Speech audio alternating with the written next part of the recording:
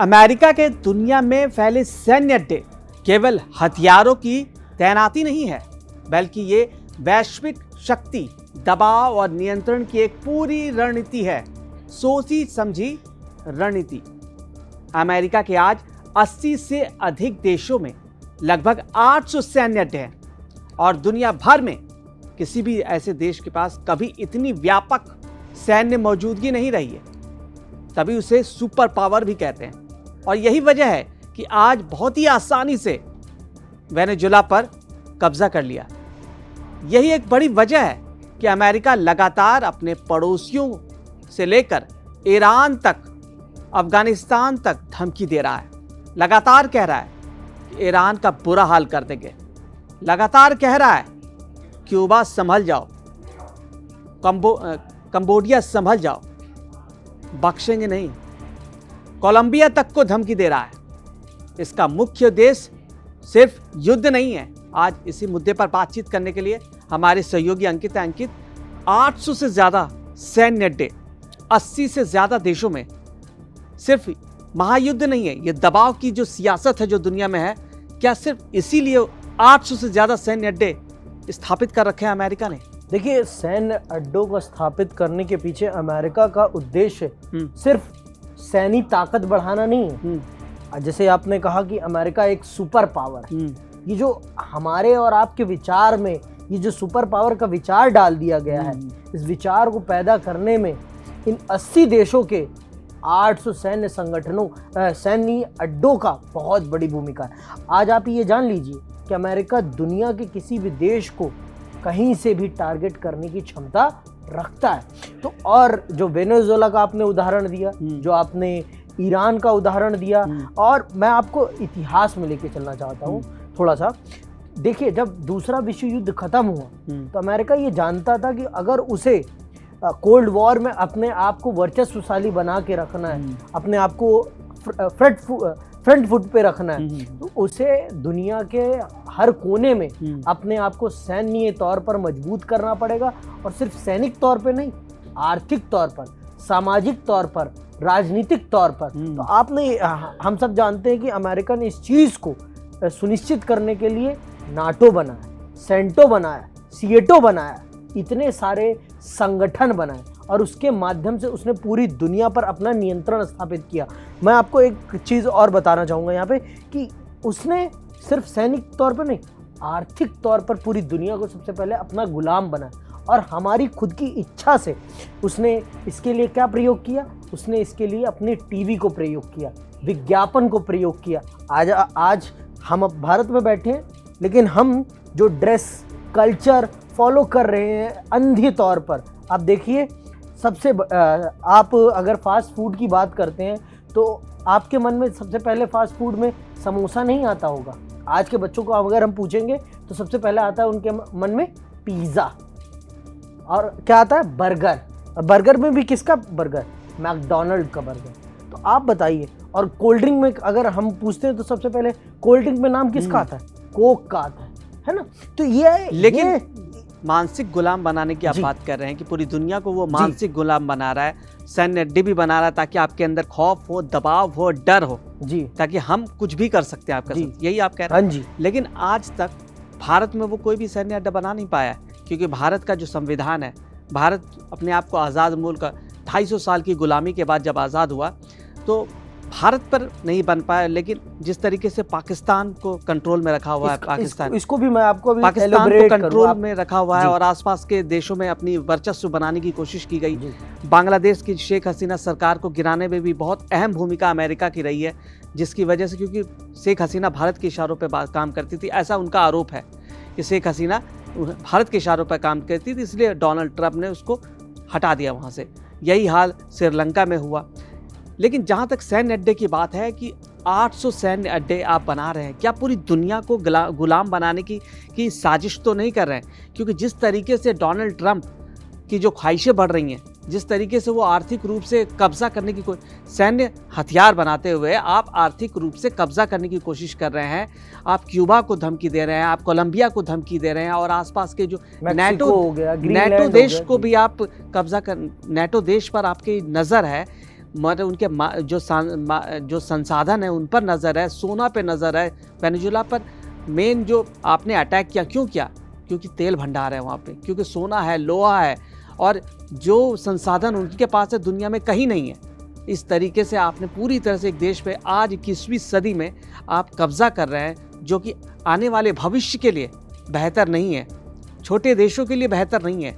वो भी फिर हर छोटा देश चाहेगा कि हम परमाणु बम बनाएं, वो परमाणु बम बनाने के पीछे पड़ जाएगा, क्योंकि अगर अपने देश को वो सुरक्षित रखना चाहेगा तो परमाणु बम बनाएगा वो।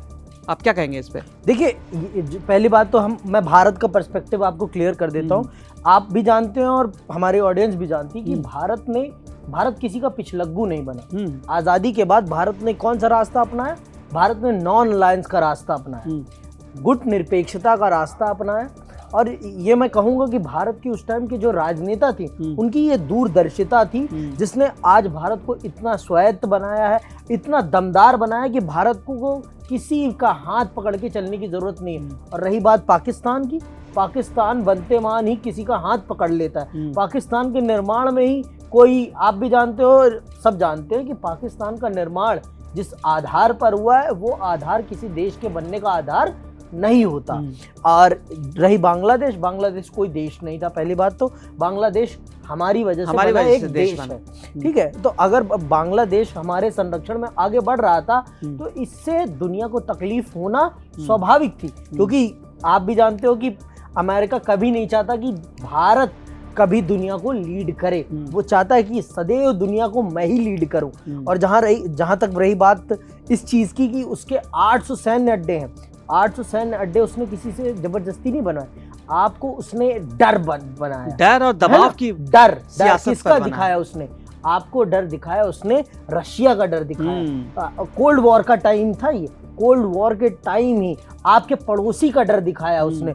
और आपके पड़ोसी का डर दिखाकर ही कि हम आपको सुरक्षा देंगे, आपके दुश्मन पड़ोसी से आपको बचाऊंगा मैं, आप मुझे अपने देश में सैन्य अड्डा बनाने दीजिए। लेकिन मुख्य उद्देश्य क्या है, थोड़ा उस पर हम थोड़ा बात कर लेते हैं। मुख्य उद्देश्य क्या है? तो वैश्विक शक्ति और जो जोखिम है जिस पे अभी आप बात कर रहे थे, उसको कम करने का प्लान रखा सामने वाले छोटे देशों पर, और दुश्मनों को रोकना, और दुनिया के हर कोने में फौरन कार्रवाई की क्षमता बनाए रखना, किसी भी कोने में फौरन क्षमता बनाए रखना। अमेरिका इतने सैन्य अड्डे, यही वजह है कि वो बना रहा है। और पहला जो सबसे बड़ा कारण है वो वैश्विक शक्ति और प्रभाव। इन अड्डों के जरिए अमेरिका दुनिया के किसी भी कोने पर हमला कर सकता है, रणनीतिक क्षेत्र में अगर वो आता है तो उस पर कंट्रोल कर सकता है, और उसके वैश्विक शक्ति के संतुलन पर नियंत्रण रखने में मदद करता है। और दूसरा सबसे बड़ा कारण है कि सहयोगियों की सुरक्षा, जो नेटो देश हैं, जापान है, दक्षिण कोरिया जैसे सहयोगी जो देश हैं, अमेरिका पर पूरी तरह से निर्भर हैं। जापान पर दक्षिण कोरिया पूरी तरह से नॉर्थ कोरिया से सटा हुआ जो खौफ में है उसकी सहायता करता है। इसलिए भी इनका मुख्य उद्देश्य है चीन, रूस, ईरान और उत्तर कोरिया जैसे देशों को सीधी चुनौती देना और उन्हें रोकना अपने। और जो तीसरा मुख्य कारण है कि फौरन एक्शन लेना, चाहे युद्ध हो, विद्रोह हो, प्राकृतिक आपदा हो, कोई भी हो। अमेरिका इन अड्डों के जरिए घंटों में अपने सैनिक, ड्रोन और हथियार तैनात किया हुआ है और वहां पे तुरंत एक्शन में आ जाते हैं। ये उनका मुख्य उद्देश्य है जो वो बताते हैं कि इस वजह से हमारे 800 सैन्य 800 से ज़्यादा 80 से ज़्यादा देशों में है। क्या यही मुख्य वजह है? क्या आपको लगता है ये तो उनका थ्योरेटिकल पॉइंट ऑफ व्यू के इसलिए हमारे ये सैन्य अड्डे हैं, क्या एग्जैक्ट में यही है? मुझे तो कुछ और ही खेल, जिस तरीके से वेनेजुएला पर कब्जा किया है और जिस तरीके से डोनाल्ड ट्रंप एक ऐसे गुंडे के तौर पर सामने आए हैं, पूरी दुनिया में दादागिरी जिस तरीके से उन्होंने की है, ये सैन्य अड्डे, ये धमकी वाले सैन्य अड्डे ज़्यादा नजर आते हैं। देखिए, आपके कारणों में ही आपका उत्तर छिपा हुआ है। आपने जब कहा ना कि north Korea south Korea, north Korea को साउथ कोरिया का डर दिखा के नॉर्थ कोरिया को साउथ कोरिया को नॉर्थ कोरिया का डर दिखा के वहां अपना सैन्य अड्डा बना लिया। जापान को किसका? चाइना का डर दिखा के। और सबसे ज्यादा सैन्य अड्डा जर्मनी में है जी। सबसे वही चीज है कि जर्मनी को किसका डर दिखाया? जर्मनी को डर दिखाया सोवियत संघ, रूस का दिखाया, रूस का डर दिखाया और वहां अपना सैन्य अड्डा बना लिया। तो यहाँ पर सैन्य अड्डा सिर्फ सैन्य अड्डा नहीं है, आपको आपके पड़ोसी से सुरक्षा देना यहाँ पर मुख्य लक्ष्य नहीं है। अपने आप को वैश्विक राजनीति में मजबूत करना, अपने आप को मजबूत करना है, रूस को टक्कर देना है, चीन को टक्कर देना है, भारत को चुनौती देना है, यही उनका मुख्य मकसद है।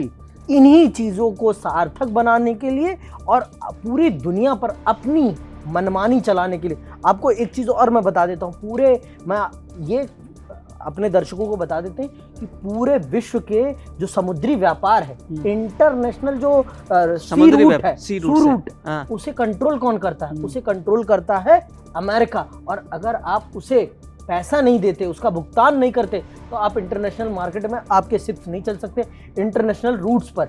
ये भी, और खतरा किससे? अपने आप से ही खतरा है और अपने आप से ही सुरक्षा देता है अमेरिका।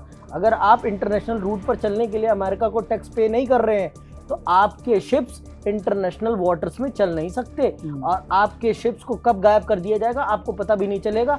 ये है अमेरिका की दादागिरी, और इस दादागिरी को एक समय तक रशिया चुनौती दे रहा था, लेकिन कोल्ड वॉर के खत्म हो जाने के बाद, सोवियत संघ के विखंडन के बाद, सारी की सारी हेकड़ी, सारी की सारी डोमिनेंस एक हाथ में चला गया, जो कि आज अमेरिका के पास है। और उसी का परिणाम है कि हम पूरी दुनिया आज भुगत रही है इस चीज को।